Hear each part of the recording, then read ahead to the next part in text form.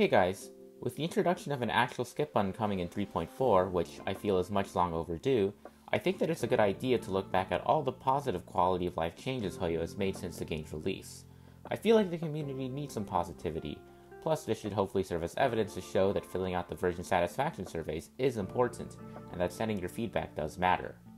First things first though, if you haven't already, I highly recommend downloading the Hoyo Buddy add-on if you use Discord. It's an unofficial Discord bot that automatically sends redeem code and daily Hoyo Lab login rewards to your account, without needing to go to those websites and input those codes or log in. Hoyo Lab actually removed the ability to one-click redeem livestream rewards from their app after adding it sometime in 2.x by my estimates, which I was otherwise going to talk about in this video, boo. And well, the way Hoyo Buddy just send the rewards to your mail is infinitely better anyways. So if you like saving time when snagging free Stellar Jades, get this add-on. Not sponsored, but this is technically outside of the scope of good things Hoyo has done, so I thought I'd mention it first. Check the link here or in the description to get it for yourself. Back to your regularly scheduled positivity though. First, let's start with cap increases. Remember when the Trailblaze power cap used to be 180? Pepperidge Farm remembers. The increase of 240 Trailblaze power in version 1.3 meant that you only needed to log in once a day to spend all of it. At the same time, they also added reserve Trailblaze power past that cap that regenerated at a third of the original rate, capping at 2400. You'd have to stay logged out for 30 days to fill that cap out, which is pretty forgiving in my opinion. And of course, the second increase to 300 Trailblaze power in 3.0 meant that you really only needed to log in once a day to not waste any of it. Very nice. Related to that, increasing the Immersifier cap from 8 to 12 in 3.0 was also nice, and fits perfectly with the Planar Fissure events, which offer double to triple drops for 12 runs. Not sure why this wasn't implemented sooner, but happy to have it now. Other caps that were increased include going up to 100 max friends instead of 50 starting from version 1.3. And what's more, thanks to the 3.0 anniversary custom username banners, it's easier to spot those E6 whales out in the wild. Though that's technically not a quality of life change, I just thought I'd mention it since it kinda worked out that way, funnily enough. And what's more, version 2.0 introduced the ability to have 3 supports available for your friends, increased from 1, plus 5 more that you could show off from your profile screen. More options to take from whales too, yippee! Version 1.6 expanded the amount of teams you could have from 6 to 9, which was nice. Plus for you relic hoarders out there, 2.1 increased the relic cap from 1500 to 2000, and 3.0 increased the cap again to 3000. Now you can keep more stuff in your inventory without needing to clear it out. Speaking of clearing though, it was nice to finally get a way to delete past mission resources in 2.7, especially seeing how much storage this game used to take up. Needing more space than the next 3 gachas I played combined was a huge pain point back in the day, and while I wish this change to come sooner, better late than never. A less talked about change I think deserves mention, since it affects most people's day-to-day gameplay, is reducing the number of button presses per game session, and Hoyo has been constantly doing this, slowly but steadily. Version 1.1 let you claim all 5 daily training rewards in a single click instead of with 5 separate ones. Version 1.6 also completely overhauled the way daily training in Nameless Honor worked, with dailies being much easier to do, plus removing that gosh darn tedious daily mission in 3.0 and just adding the 5k credits you'd normally get straight to the daily rewards. Nameless Honor missions were also consolidated from daily to weekly, meaning that you now had a bit more flexibility in pacing your natural gameplay to hitting that weekly 8k point limit. 2.0 let you reassign all 4 assignments at once, instead of having to reassign all of them individually, and at the same time, you could finally press and hold on Lycone and Relic XP to add them instead of being forced to spam click. Why did they take until Paniconi to add this? Beats me. And finally, limited events took until 3.1 to have the one-click reward claim system. Despite not having received the Relic preset function after all this time, building characters has also gotten easier and easier. The biggest change to make it easier in my opinion is the build target function, introduced in 3.1. Now you can pick any character, even unreleased ones starting from the respective version livestream, and see exactly which materials you need to finish building them. This also comes with handy buttons to farm said materials, along with a live count, after each farming attempt, of how many more materials you need to finish pre-farming. Having an extra button on the side to switch between synthesizing blue and purple rarity materials, starting from 2.1, was also nice. 3.1 took it further by just removing the need for synthesizing altogether, removing the equivalent amount of materials from your inventory of all rarities every time you needed to upgrade. You need 3 purple mats but only have it in green rarity? Well, as long as you have the equivalent in 27 green mats, or however many you need to make up the difference, you're all good. No need to craft. And while I don't fully trust their auto-recommend or auto-equip relic system, starting from 2.0, you could finally auto-enhance a relic to the next +3 level mark. Making it easier to incrementally upgrade your relics so you could trash them sooner was nice. You could also directly discard your relics and turn them into relic XP, as well as mark relics for discarding and salvage them all in one fell swoop. You could also see where your rolls went, so it was now easier to prove to players that you rolled 5 times into defense. During 2.2, characters with different paths, like Trailblazer, March, and that's it for now, could finally hold Lycones and relics as if their paths were all separate characters. So now you weren't forced to switch out your Preservation Lycones for Harmony ones every time you switched from Protector of Belobog to Michael Jackson. And as of 2.1, Lycone copies could finally be automatically superimposed without having to individually unlock and click on each one. Not a big deal truthfully, but something I found myself wanting for quite a while up until that point. 2.3 brought with it Divergent Universe, and with that the new save file mechanic, letting you skip to the boss and spend your Immersifiers directly using a finished run loadout of your choice.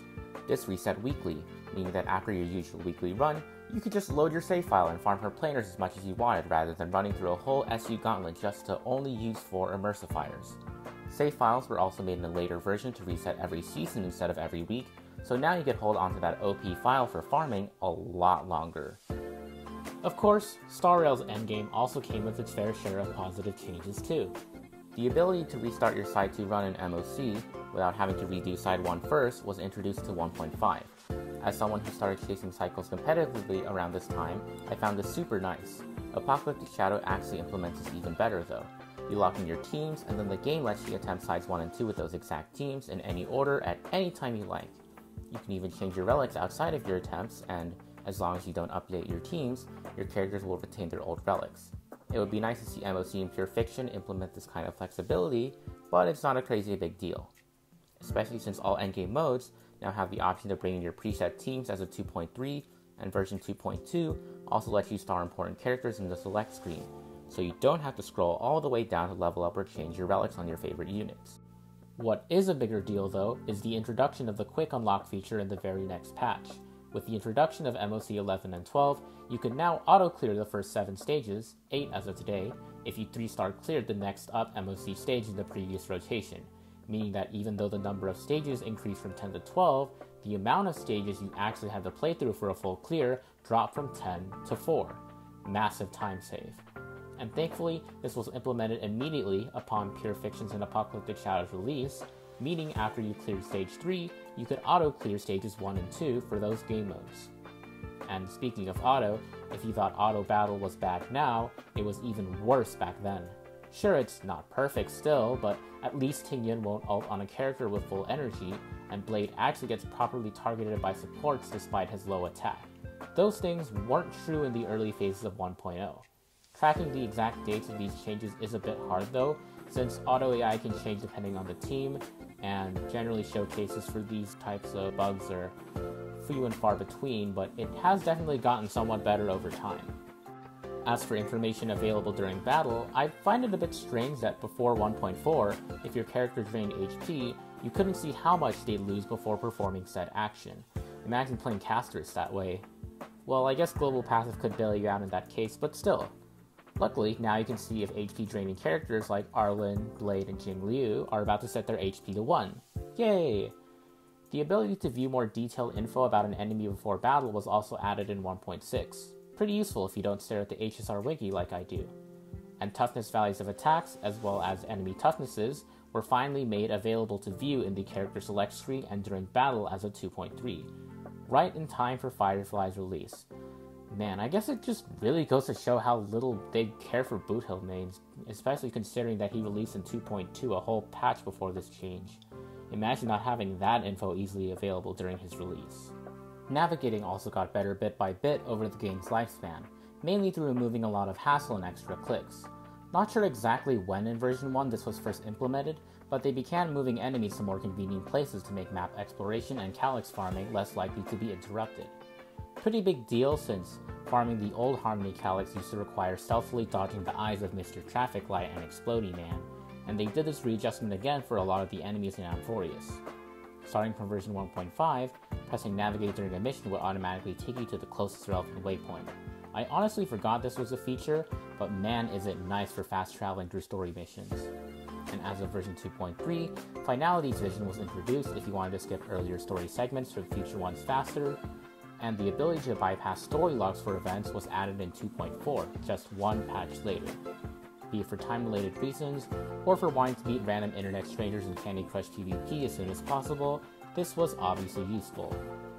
Story-wise, it's crazy that it took 4 versions to have a function to view past dialogue from literally 2 minutes ago, but at least it finally came in version 1.4.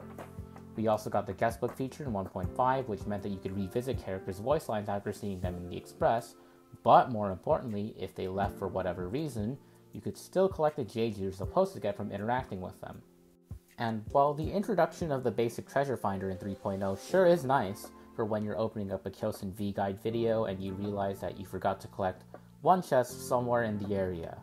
Unfortunately, this makes Topaz less special, though there is some irony that is not lost on me by devaluing an IPC member through making a utility more available to the average person.